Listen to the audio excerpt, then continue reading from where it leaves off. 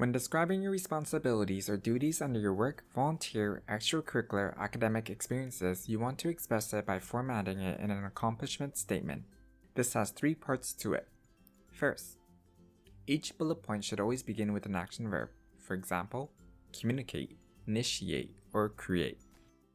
If the point is under a past experience, you'll want to ensure the action verb is in past tense. Likewise, if it is a current experience, it will be in present tense format. The second part is the duty. What did you do? Highlight responsibilities that would be relevant or transferable. Finally, the last part can be broken down to 3 pieces as well. 3A. Reason. Why did you do what you did? What was the purpose of the duty or responsibility? When you want to explain the reason, keep in mind the transition word to plus a verb.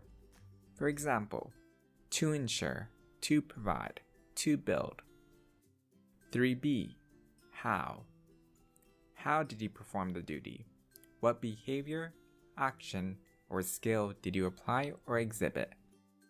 When you want to communicate how in a point, think of the transition by plus a verb.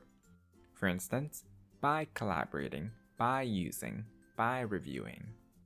3C. Results. What value did you add?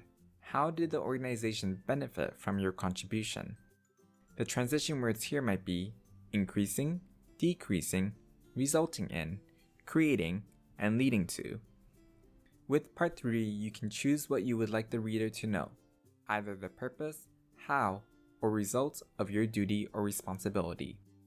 You can have 2 of the elements and even all 3, but a bullet point should have at least 1. For example, created an intake form for workshops by consulting best practices in reviewing academic literature to assess the needs of incoming program participants. The action verb is created, the duty is an intake form for workshops, how you perform the responsibility is by consulting best practices in reviewing academic literature, and the purpose is to assess the needs of incoming program participants. In summary, points under your experiences should be formatted in an accomplishment statement.